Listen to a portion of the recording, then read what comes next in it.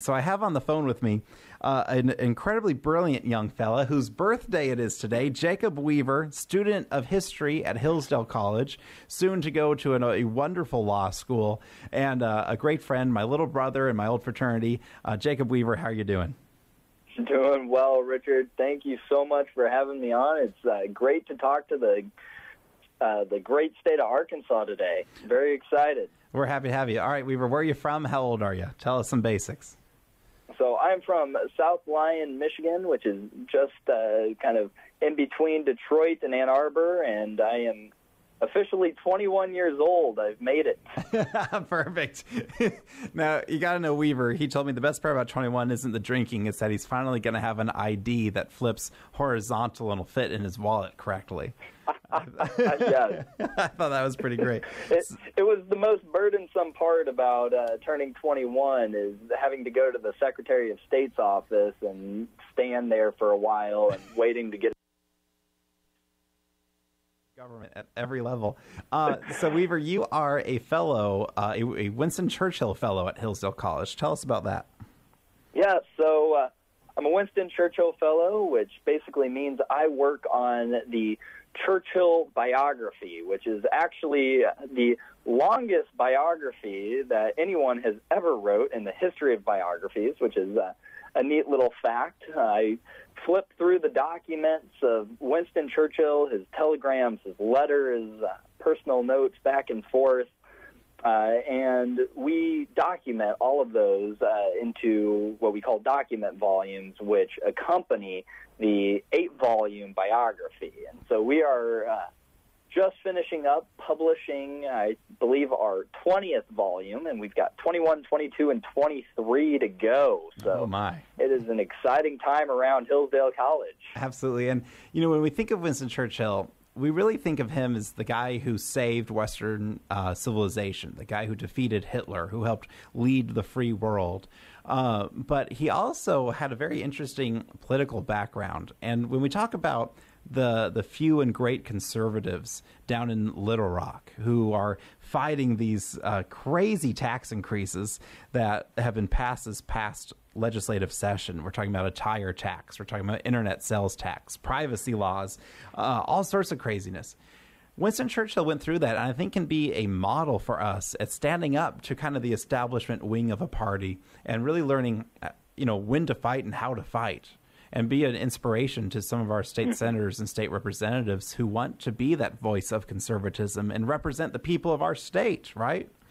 Right. Oh, yes. Yes. Churchill fought a whole bunch of political battles throughout his career. His political career was actually amazing because he started off as a conservative, he switched parties, then he switched back to being a conservative, and it's hard enough to rat once, but it's definitely tricky to rat twice, which he always said. And so he, in 1903, he actually began a battle against the Conservative Party over the issue of protection, which basically is applying tariffs just for the sake of applying tariffs. We aren't even talking about the idea of free trade. This is the idea of we just want tariffs. So it's taxation for the sake of itself, which from what I read, that's kind of what Arkansas is doing right now. Mm-hmm. So what Churchill really did, what his philosophy was that he wanted to battle from within his party. And that's a difficult thing to do because you're going to make some enemies doing that. Mm-hmm. But he believed that the issue of protection, the issue of taxation, was a big enough issue, and the foundational principles which undergird this issue was important enough that he needed to push back, and he was willing to make those enemies in order to preserve the founding principles of Britain. And I believe we can apply some of those lessons today in America and in Arkansas especially. I know from Michigan, being from Michigan, we're facing our own tax battles. In 2007, our former governor, Jennifer Granholm, spiked the income tax to 11.5% with the promise that it would start coming down in 2011 and eventually end up back at zero. And we have today a Republican House, a Republican Senate, and a Republican governor. And it turns out they are not willing to lower the income tax. We're stuck at 4.5%. We actually had a bill come to the floor that would decrease the income tax yearly until it hit zero, and the Republican legislature voted it down. So I understand where you guys are coming from, that this Absolutely. is a head pain that Republicans who run on the issue of cutting taxes and who believe that the government is here to serve the people and to make our lives better. Mm-hmm. The fact that they run on those issues and then they don't come through is just a headache. Absolutely. I mean, you think I talked about this in the beginning of the show. Our governor, when our governor started saying, well, we need to tax internet sales. It's just not fair that you tax the sale of an item at a mom and pop store down the street, but you don't tax the same item that you buy online. And they started having, this whole movement to pass internet sales tax here. And so Amazon decided, all right, all this nonsense, they keep using our name in the news, so let's just voluntarily tax our goods and send it to the state government. And you had these politicians in Little Rock, and Governor Hutchinson included, just jumping up and down for joy. This was the greatest thing in the world, that Amazon was going to start collecting taxes.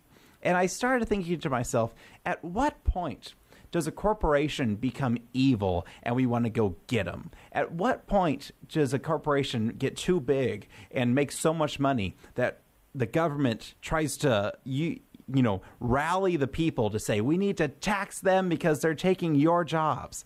That's not how it works, right? This idea that we have to collect these taxes to somehow make it fair is not how a free market economy works. And I think Churchill would proudly say that when a government taxes its people, when a government grows in wealth, the wealth of the people diminishes. When a government generates revenue, it can only do that through two ways, right? It can only print money, which devalues the currency, or it can tax its citizens, which then takes the money out of the hands of its own citizens, right? And so the people become less well off and the government becomes better off. Where's the disconnect here?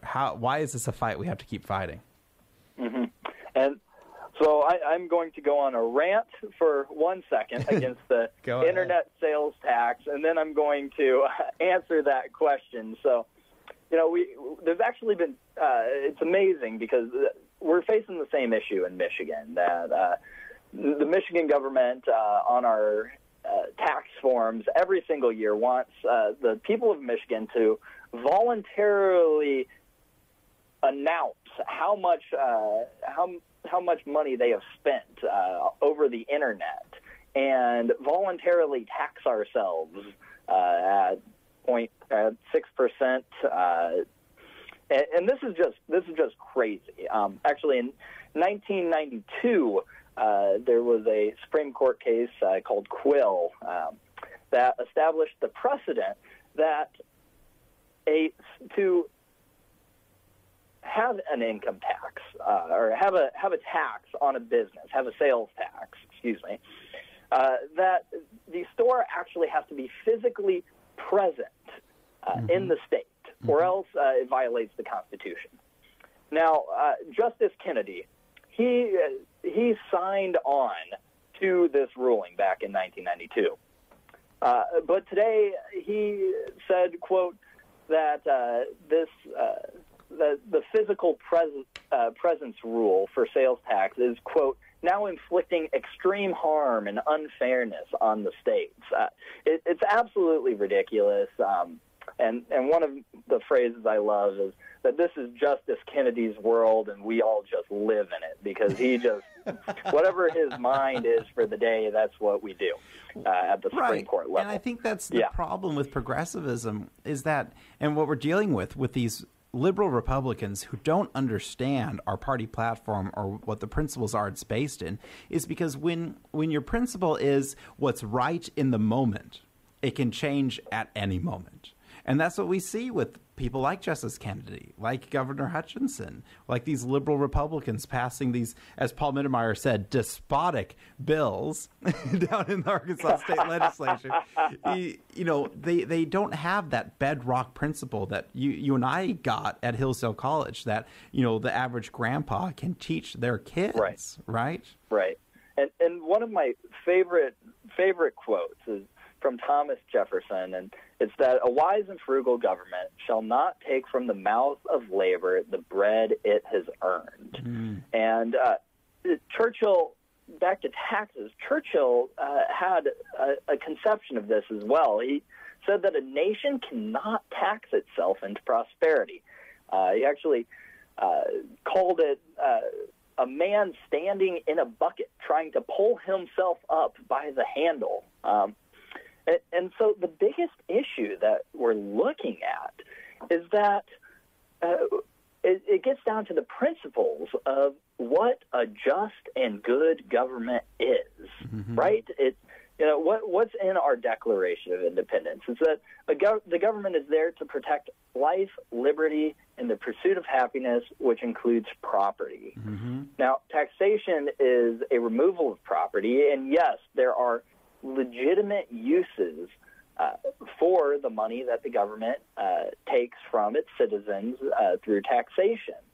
However, when the Congress at either the federal level or the state level decides that it's going to tax for the sake of taxation, what does that do?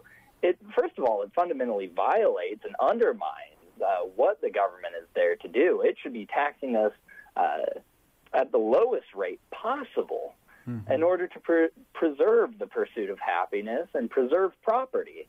But moreover, the idea that taxation is good in and of itself is just horrible when it comes from a conservative perspective, because that means there's more money going to the government.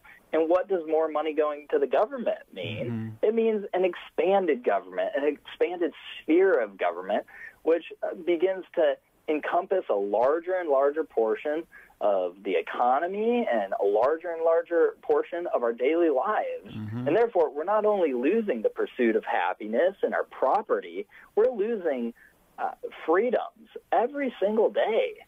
And that is an issue Churchill believed was worth fighting for.